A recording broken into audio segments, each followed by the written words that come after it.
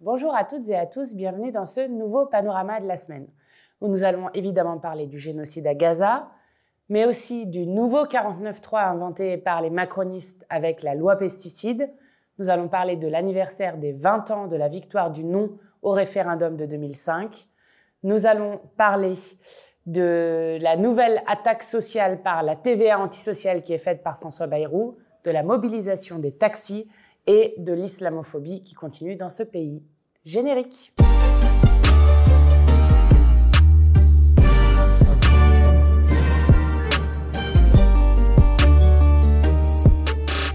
Alors évidemment, je commence par la situation du génocide qui continue plus que jamais à Gaza, avec des images absolument insoutenables qui nous parviennent tous les jours de Gaza, que ce soit cette petite fille dans les flammes de sa maison qui a été entièrement brûlée, que ce soit ces images de ses parents qui tiennent à bout de bras leurs enfants qui ressemblent à des squelettes du fait de la famine qui est utilisée comme arme de guerre, que ce soit l'ensemble de ces morts, que ce soit cette pédiatre qui a perdu d'un coup ses 9 enfants qui ont été tués alors qu'elle s'était rendue pour soigner des blessés à l'hôpital et qui ont été tués par le bombardement de leur maison.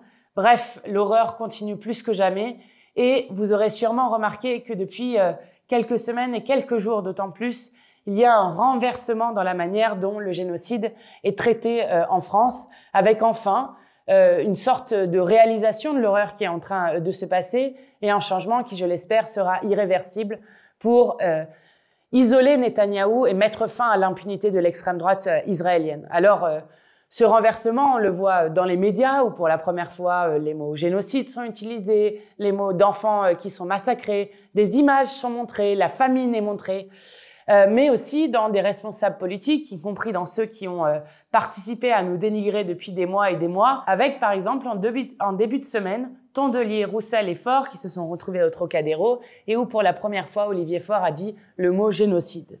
Il a dit exactement le génocide est caractérisé dès lors qu'il y a une intentionnalité.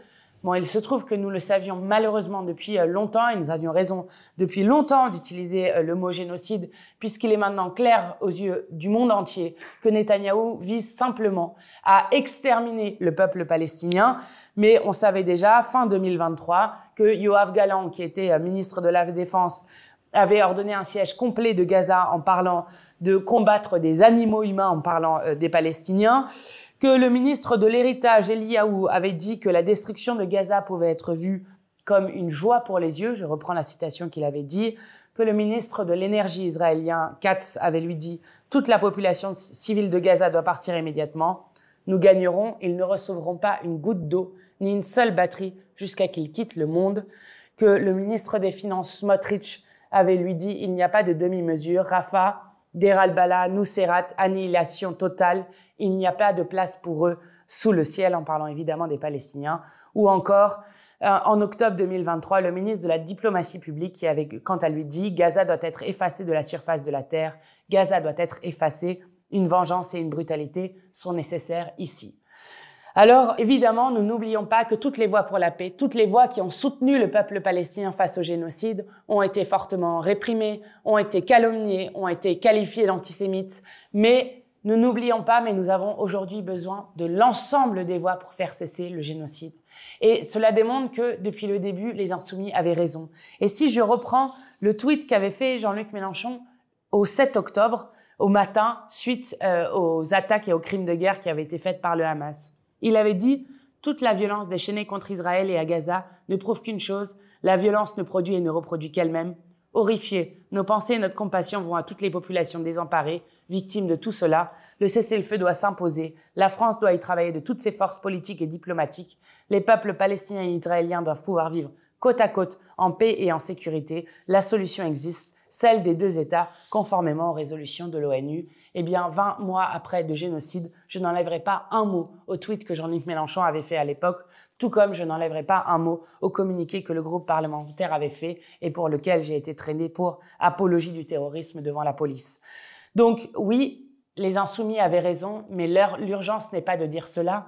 L'urgence est d'arrêter le génocide, de permettre que l'aide alimentaire rentre en quantité suffisante pour cesser la famine qui est tellement forte que des centaines de milliers de personnes se trouvent aujourd'hui à l'article de la mort et notamment des enfants.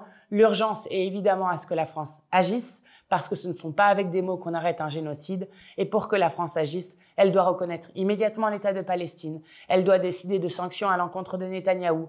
Elle doit décréter un embargo sur les armes, à l'encontre là aussi du gouvernement d'extrême droite de Netanyahou, et agir pour la suspension de l'accord d'association entre l'Union européenne et Israël. Par exemple, sur les armes, 50% des armes d'Israël viennent de l'Union européenne et donc il faut impérativement que l'Union européenne cesse de livrer ses armes. D'autant que François Bayrou a refusé cette semaine qu'il y ait un débat à l'Assemblée nationale en expliquant qu'il y avait un agenda parlementaire trop chargé. Alors, il y a un agenda parlementaire trop chargé pour étudier un débat sur ce qui se passe actuellement à Gaza, le premier génocide filmé en direct de l'humanité. Mais par contre, il n'y a aucun problème dans l'agenda pour trouver une place pour criminaliser ceux qui dénoncent la politique génocidaire d'Israël avec une proposition de loi pour lutter contre l'antisémitisme dans l'enseignement supérieur qui ne vise qu'une chose, à pouvoir notamment exclure des étudiants qui ont manifesté leur solidarité avec Gaza et qui refusent qu'on leur apprenne le droit international de manière théorique et que dans la réalité, les grandes puissances de ce monde laissent faire ainsi un génocide. Et c'est l'honneur de notre pays que d'avoir encore ce dimanche eu des dizaines de milliers de jeunes qui se soient retrouvés dans la rue pour réaffirmer que la jeunesse de ce pays n'accepte pas qu'un génocide puisse se faire ainsi en toute impunité. Nous continuerons évidemment à être de toutes les mobilisations aux côtés du peuple palestinien et de toutes les voix pour la paix. Alors, ceci reste évidemment l'urgence absolue. Après, quand on revient sur la politique nationale, nous avons eu une nouvelle manière d'inventer un coup de force qui n'avait jamais été exercé auparavant à l'Assemblée nationale. C'est-à-dire que jusqu'alors, on connaissait la manière dont Emmanuel Macron refusait de reconnaître les résultats des élections de juin et de juillet dernier, qui pourtant avaient placé le nouveau Front populaire et son programme en tête. Ensuite, nous connaissons depuis longtemps les 49.3, ceux qui ont permis de passer en force les budgets les plus austéritaires qu'on ait connus depuis 25 ans, ceux qui ont permis de passer en force contre l'ensemble du peuple, mais aussi contre l'ensemble des syndicats, la retraite à 64 ans et le vol de 2 ans de vie des Français. Mais là, les macronistes viennent d'inventer une nouvelle forme de 49.3. Alors, quelle est cette nouvelle forme de 49.3 ? Vous n'aviez jamais vu ça avant. C'est le rapporteur, celui qui est censé défendre le texte, qui a déposé une motion de rejet sur un texte qui s'appelle la loi Duplon. La loi Duplon, c'est une loi qui vient du Sénat, puisque maintenant nous avons un gouvernement qui ne dépose pas des projets de loi directement, mais préfère les donner à des sénateurs qui commencent l'examen de textes ainsi. Pourquoi est-ce qu'ils font ça ? Quand c'est un texte parlementaire, même si c'est écrit par le gouvernement, vous n'avez pas besoin de demander d'études d'impact. Donc c'est pratique, vous pouvez faire à peu près ce que vous voulez. Donc c'est un sénateur qui, comme plein d'autres textes, a pris le texte. La loi Duplon a été examinée. Cette loi est extrêmement dangereuse avec des enjeux très forts. Il y a des enjeux sur les méga-bassines, mais il y a un enjeu qui est particulier, qui est qu'il réintroduit des néonicotinoïdes, ce qu'on appelle les pesticides tueurs d'abeilles, qui pourtant avaient été interdits en 2018. S'ils avaient été interdits en 2018, c'est notamment parce qu'il y a toute une foison de littérature scientifique qui montre que les néonicotinoïdes sont extrêmement dangereux évidemment pour la biodiversité et notamment pour les abeilles. Et ce n'est pas un petit sujet parce que les abeilles pollinisent 3/4 des espèces cultivées dans le monde, c'est-à-dire des espèces que nous mangeons. Donc c'est évidemment dramatique pour la suite. Mais c'est dramatique aussi pour la santé et il y a aussi une forte littérature scientifique sur cette question et c'est notamment cela qui crée des malformations chez les enfants, des cancers pédiatriques qui augmentent au point qu'aujourd'hui on se retrouve dans un pays où le cancer est la 2e cause de mortalité chez les enfants, ce qui est dramatique. Donc, cette loi a été étudiée au Sénat. Elle devait être étudiée à l'Assemblée nationale. Et le rapporteur, donc celui qui doit défendre le texte, a décidé de déposer une motion de rejet. Cette motion de rejet a donc été votée. Qu'est-ce que ça crée derrière ? Ça crée que l'Assemblée nationale, qui est la seule chambre élue au suffrage universel direct, n'a pas pu examiner une seule minute la réintroduction d'un pesticide aussi dangereux que les néonicotinoïdes. Donc, ils sont passés ainsi en force et ensuite, après du coup, le non-examen par l'Assemblée nationale de ce texte, Tout va se jouer en CMP, commission mixte paritaire, qui regroupe 7 députés et 7 sénateurs et qui se passe à huis clos. C'est bien pratique. Comme ça, on ne saura rien des débats qui y seront faits. Ils ne seront pas aux yeux de tout le monde comme ça se passe dans un débat parlementaire où vous pouvez voir les votes des députés. Mais cette fois-ci, ça se fera en huis clos avec un vote final à la fin à prendre ou à laisser.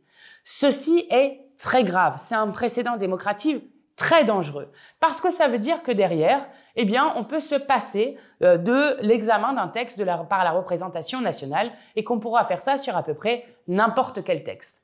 Alors je le dis, c'est d'autant plus grave qu'en plus de cela, il y a une pression très forte de la FNSEA qui sont ceux en fait qui ont écrit le texte et qui sont la minorité d'agriculteurs pour lequel le texte est bénéfique, car pour une grande majorité des agriculteurs et l'ensemble des apiculteurs, ceux qui font le miel, ce texte sera extrêmement défavorable et donc c'est une minorité d'agriculteurs qui vont en bénéficier. C'est très grave démocratiquement parce qu'en plus de cela, vous n'avez de cesse d'avoir des attaques par la FNSEA, des permanences parlementaires qui sont dégradées, avec du fumier qui est mis devant, qui visent à intimider les parlementaires. Je rappelle que pendant la réforme des retraites, ils hurlaient au loup dès qu'on mettait juste un autocollant pour dire non à la retraite à 64 ans sur leur permanence qui était dégradée. Mais quand vous vous retrouvez avec des permanences murées, avec des collaborateurs et collaboratrices à l'intérieur, avec du fumier qui est déversé devant, avec des intimidations physiques, avec des mots qui ont été prononcés contre des députés de mon groupe, par exemple sur « on sait où tu habites ». Bientôt, ça fera « boum », a-t-on dit à un autre député. Quand vous avez des intimidations aussi fortes, quelle est la réaction du gouvernement? Eh bien, vous avez la ministre de l'Agriculture, Mme Genevard, qui dit cibler les députés de gauche à la FNSEA et ses agriculteurs. Donc, qui donne un blanc-seing complet et une impunité complète à ces gens pour pouvoir aller essayer de faire changer les votes, de faire changer les convictions de ce pourquoi nous avons été élus, c'est-à-dire faire bifurquer le modèle agricole. Parce que c'est destructeur pour les sols, c'est destructeur pour les eaux, c'est destructeur pour l'air qu'on respire, c'est destructeur pour la santé des agriculteurs et des agricultrices en premier lieu, mais pour l'ensemble des personnes qui vivent aux alentours. Et donc, il n'est pas question pour nous d'accepter ce chantage qui est fait par un passage de coup de force. Nous déposerons donc une motion de censure et cette motion de censure sera probablement examinée la semaine prochaine. Ils ne veulent pas qu'on parle de pesticides, eh bien nous parlerons des pesticides et je le dis, nous n'accepterons pas que le Parlement se fasse ainsi piétiner alors que des députés trouvent tout à fait normal qu'on soit en train de leur marcher dessus sur le fait qu'on ne puisse même pas examiner ce texte.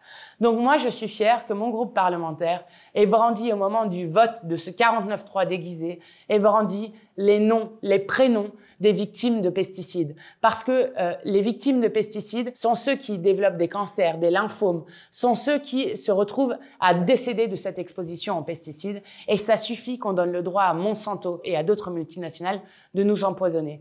Et je suis fière aussi d'avoir déposé le jour de la fête des mères, dimanche dernier, une proposition de résolution européenne qui vient directement du combat d'une femme qui s'appelle Laure Marivin, qui est une fleuriste en Loire-Atlantique, dont la fille est morte du fait de l'exposition aux pesticides alors qu'elle était enceinte, lorsqu'elle exerçait juste son métier de fleuriste, et dont elle ne savait pas qu'elle se faisait empoisonner par la teneur en pesticides très forte qu'on trouve dans nombre de fleurs qui sont importées dans notre pays et qui ont conduit à ce que sa fille Amy décède à l'âge de 11 ans. Et donc, nous avons déposé une proposition de résolution européenne pour protéger les fleuristes et ceux et celles qui manipulent les fleurs des pesticides qui se trouvent dedans, avec là aussi une nécessité de faire une bifurcation sur le modèle qui est utilisé, car encore une fois, nous savons tous ce que cela va créer et il faut être à la hauteur des enjeux du seul écosystème qui est compatible avec la vie humaine. Alors donc, nous allons déposer une motion de censure, mais jeudi,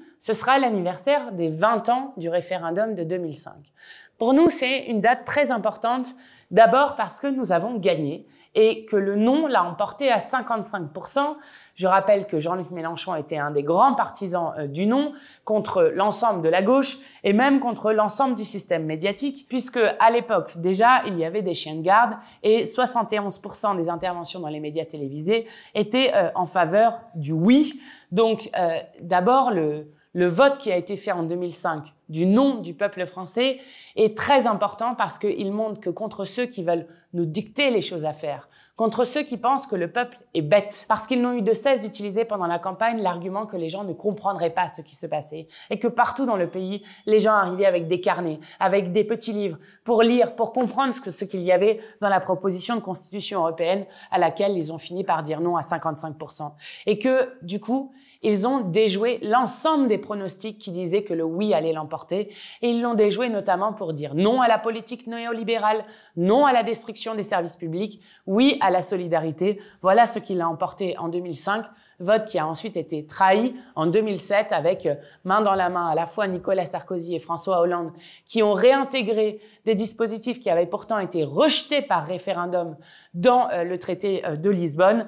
Et depuis la trahison du vote du peuple français, on peut dire que la démocratie est malade et que la démocratie malade se retrouve encore plus sous la présidence d'Emmanuel Macron qui n'a eu de cesse de ne pas respecter la volonté du peuple français, que ce soit sur la retraite à 64 ans passée en force et le refus d'abroger cette réforme des retraites alors que nous avons gagné l'élection législative largement sur cette question, la répression des différents mouvements sociaux, évidemment les gilets jaunes, mais aussi les antiracistes, les militants féministes, les syndicalistes et évidemment le coup de force qui a été fait en juin et en juillet dernier en refusant de reconnaître le résultat des élections qui donnait pourtant le nouveau Front populaire en tête.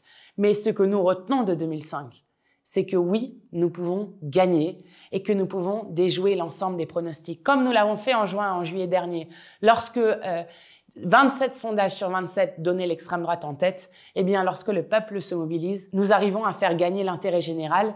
Et puisque M. Bayrou est en train de parler d'un référendum sur les questions budgétaires pour demander de nouveau au peuple français de faire des efforts pour payer les cadeaux qui ont été faits aux plus riches et aux multinationales, eh bien, qu'il fasse ce référendum, il le perdra comme ils ont perdu le référendum en 2005, car depuis 2005, le peuple a toujours dit qu'il ne voulait pas des politiques néolibérales, l'a encore dit en juin et en juillet dernier, et c'est aujourd'hui ce qu'il ne respecte pas.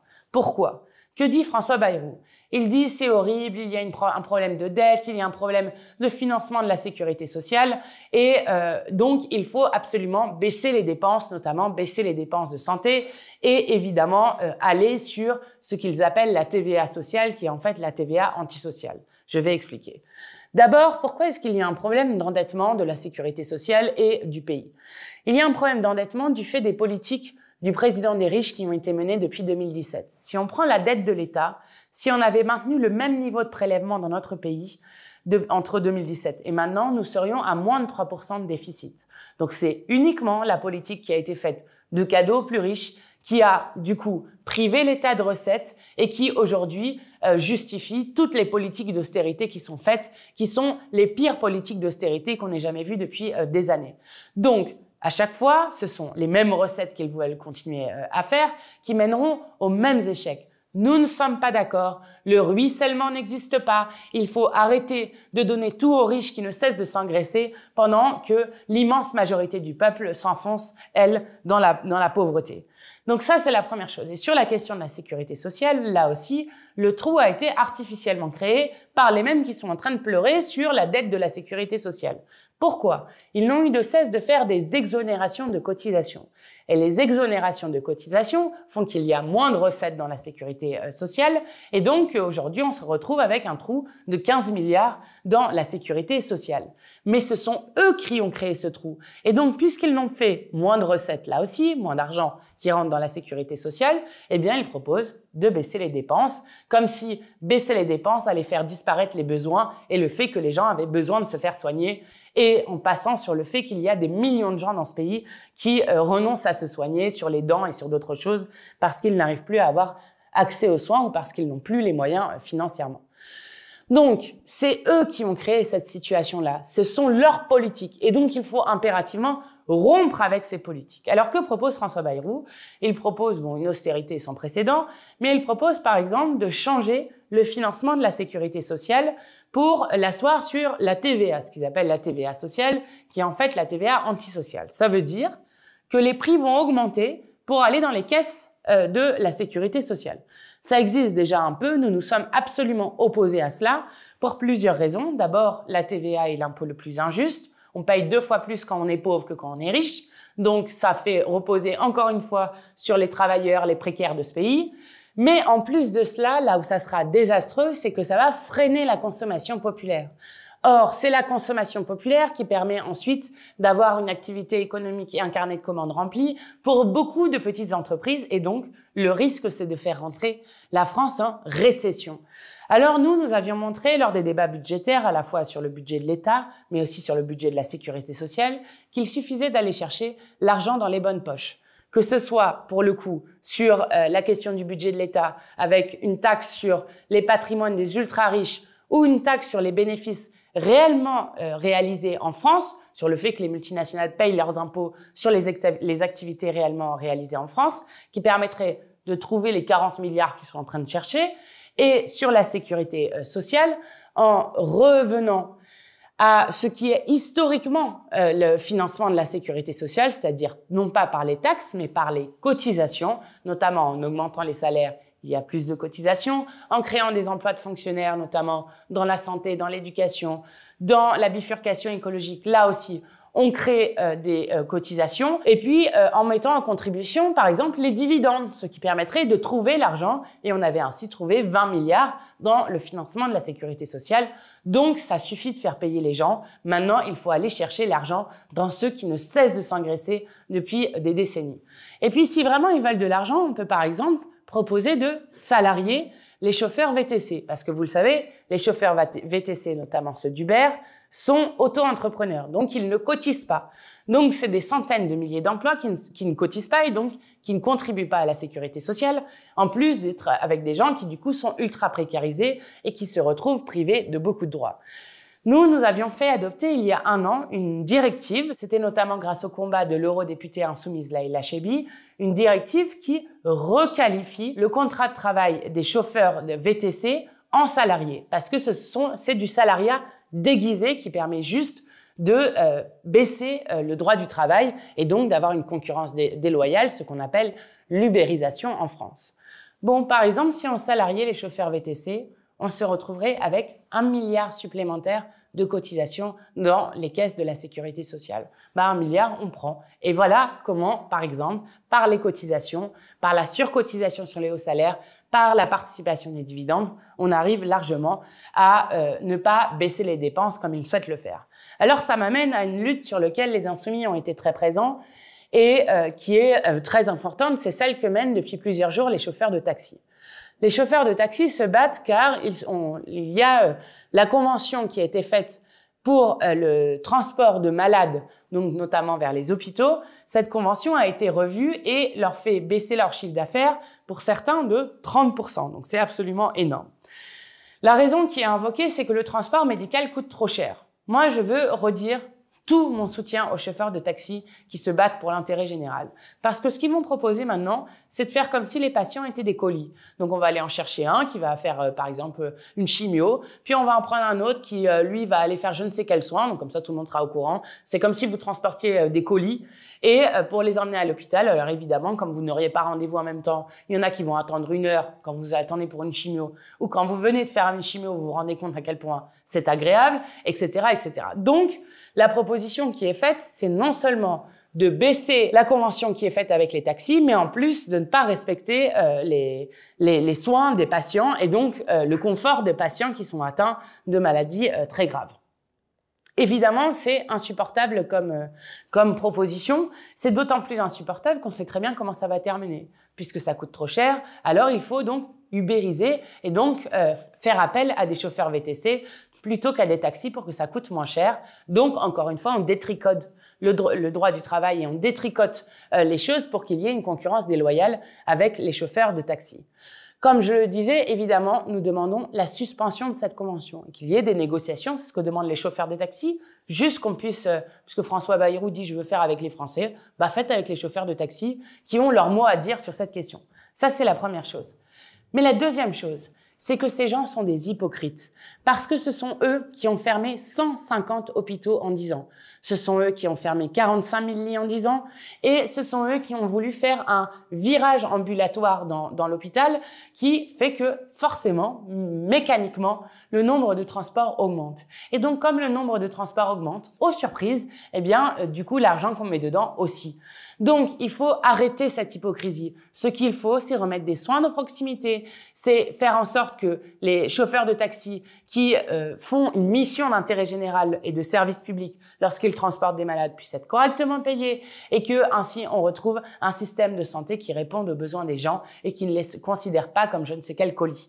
Donc, évidemment, je leur apporte l'ensemble de mon soutien. Et je le dis, les Insoumis seront toujours aux côtés de ceux qui luttent, de ArcelorMittal à Vancorex, à l'ensemble des plans de licenciement qui sont en train de continuer de pleuvoir partout dans le pays. Alors, je continue avec ce qu'a dit Retailleau sur la France Insoumise suite à la publication du rapport sur les frères musulmans, dont nous avons critiqué la crédibilité de ce rapport. Et Retailleau a dit que les Insoumis étaient dans le déni vis-à-vis de l'islamisme. Je reprends ce que disait Retailleau. Bon, monsieur le ministre, le seul déni qui existe dans ce pays, c'est celui sur l'islamophobie. Et d'ailleurs, vu l'opération de communication qu'il y a eu autour de ce rapport, personne n'a parlé une seule seconde de ce que disait la défenseure des droits. Pourtant, il y a quelques semaines, qui parlait d'un rapport qui avait été fait sur les 5 dernières années, qui montrait que 1 musulman sur 2 dans ce pays a été victime d'islamophobie. 50% des musulmans qui vivent dans ce pays, avec derrière des conséquences très concrètes, et notamment un nombre de personnes de confession musulmane qui quittent le pays avec leurs enfants pour que leurs enfants n'aient pas à subir du racisme et des discriminations, qui sont derrière des médecins qui s'en vont, des ingénieurs qui s'en vont, des chauffeurs de taxi, des caissières, etc., etc. Donc, ce rapport a donné lieu à une nouvelle offensive islamophobe qui est absolument insupportable. Vous avez le préfet des Hauts-de-Seine qui parle de trop de boucheries halal comme étant une forme d'entrisme des frères musulmans. Ce qui avait été fait à Léna Situation sur le fait que parce qu'elle portait une robe ample une fois, elle se ferait de l'entrisme elle aussi pour les frères musulmans. Donc des choses absolument insupportables. Et puis une instrumentalisation qui accompagne un climat de haine et d'angoisse contre les musulmans de ce pays avec le formidable travail qui a été fait par Sleeping Giants qui a dénombré sur les bandeaux CNews qu'il y a seulement 31 jours dans l'année sur lequel le mot islam n'apparaissait pas sur les bandeaux de CNews et ce, seulement 1 mois après l'assassinat d'Aboubacar Cissé dans une mosquée à plus de 50 coups de couteau. C'est insupportable d'abord parce que de plus en plus de personnes sont en train de dire, et il y a de plus en plus d'articles, que ce rapport est du n'importe quoi. D'abord, tous les experts du sujet disent que ce rapport n'est pas crédible. C'est Franck Frégosi, par exemple, qui est directeur de recherche au CNRS. C'est Nicolas Cadenne, qui est l'ancien rapporteur de l'Observatoire sur la laïcité. Mais c'est aussi des chercheurs qui dénoncent le fait que leurs noms ont été cités dans le rapport pour leur faire dire exactement le contraire que les recherches qu'ils font. Et c'est même François Bayrou qui, ce mardi, au micro de BFM, a expliqué tranquillement que si ce rapport était avéré, alors il faudrait prendre des mesures et qu'il ne fallait pas faire d'amalgame entre islamisme et musulmans. Ce qui veut dire que même eux se rendent compte qu'ils vont trop loin et que nous avons un problème extrêmement grave avec le fait d'avoir notamment un ministre de l'Intérieur qui est aussi maintenant président de la droite républicaine qui ne cesse de vouloir courir à l'échalote derrière l'extrême droite pour stigmatiser toujours plus les musulmans. Nous n'accepterons jamais qu'on stigmatise les musulmans dans ce pays et nous serons à chaque moment aux côtés des musulmans et des musulmanes qui se font encore plus attaquer. Vous n'avez qu'à voir la proposition de Gabriel Attal sur l'interdiction du voile avant 15 ans. Donc lui ne s'embarrasse même plus de mesures discriminatoires. Et des musulmanes de ce pays lorsqu'ils sont attaqués. Et nous avions là aussi raison, comme pour Gaza, d'être en 2019 dans la rue à la manifestation contre l'islamophobie suite à la tentative d'assassinat devant la mosquée de Bayonne. Et je vais vous dire, heureusement que nous tenons bon sur cette question pour dire nous ne laisserons jamais personne se faire stigmatiser au nom de sa religion dans ce pays ou au nom de sa couleur de peau. Et c'est là encore l'unité du peuple français qui est en jeu. En tout cas, nous tiendrons et nous redisons que plutôt que d'avoir un ministre de l'Intérieur qui dit « à bas le voile », il devrait y avoir un gouvernement qui ne cesse de dire « à bas le génocide » et d'agir sur cette question-là. Alors, je termine par une nouvelle bien plus sympathique, puisque cette semaine, à l'Assemblée nationale, en plus d'avoir eu le coup de force sur la loi pesticides, nous avons eu le vote final sur 2 textes qui sont les textes qui permettent à la fois d'avoir un service public sur les soins palliatifs et sur l'aide active à mourir, donc le droit de mourir dans la dignité. Alors, nous disons enfin, d'abord parce que ce texte a été maintes fois repoussé et que 92% des Français et des Françaises sont favorables à la création de ce nouveau droit. C'est un long combat pour les Insoumis, puisque Jean-Luc Mélenchon avait déposé la première proposition de loi en 1999 au Sénat sur cette question, que dans notre première niche parlementaire, en 2018, le groupe Insoumis avait choisi, avec Caroline Fiat qui rapportait ce texte, de justement présenter cette question du droit de mourir dans la dignité, et que en 2025, les Insoumis ont été fortement impliqués dans la bataille. Nous avons gagné 48 amendements. C'est notamment grâce aux Insoumis qu'il y a un droit opposable aux soins palliatifs. C'est grâce aux Insoumis que nous avons interdit les dépassements d'honoraires et le privé lucratif dans les soins palliatifs. C'est grâce aux Insoumis que le droit à mourir dans la dignité a été inscrit comme un droit et que nous avons créé, par exemple, un délit d'entrave pour empêcher, par exemple, qu'il y ait des manifestations ou des intimidations sur les soignants qui acceptent de faire cette aide active à mourir, puisque je le redis, l'aide active à mourir est un droit, donc elle n'enlève rien à personne, mais elle n'oblige personne à recourir à ce droit. Il est strictement encadré en cas de diagnostic vital engagé, de souffrance réfractaire à des traitements, etc. Donc il y a des conditions qui encadrent strictement ce droit et qui inventent un modèle d'aide à mourir à la française. Et puis, contrairement à ce qui est dit souvent aussi, les soignants auront une clause de conscience qui leur permet de choisir s'ils veulent oui ou non, et à toutes les étapes, à toutes les échelles des soignants, s'ils veulent oui ou non accéder à la demande maintes fois réitérée des patients de pouvoir choisir le moment où elles mettent fin à leur vie lorsque les souffrances deviennent insupportables. Donc c'est notamment une grosse mobilisation des Insoumis depuis très longtemps, mais aussi une grosse mobilisation, une grande mobilisation des associations, des citoyens, des collectifs qui permet d'accéder à une nouvelle liberté humaine et qui fait entrer la France avec cette première lecture. Il faut évidemment continuer jusqu'au bout, mais dans une nouvelle étape de l'humanisme qui est très importante et qui a donné un débat qui certes à des moments a été un peu tendu et remue des choses très intimes chez les uns et les autres, mais un débat qui, je crois, honorait les débats parlementaires puisqu'il permettait d'être sur des grands débats philosophiques.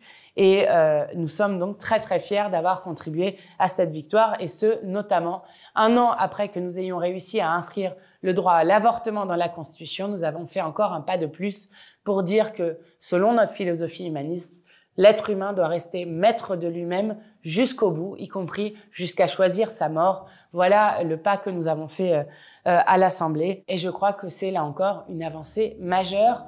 On vous tient au courant pour la suite. En tout cas, semaine prochaine, c'est motion de censure. Suivez bien qui fera quoi. Et je vous souhaite une excellente semaine.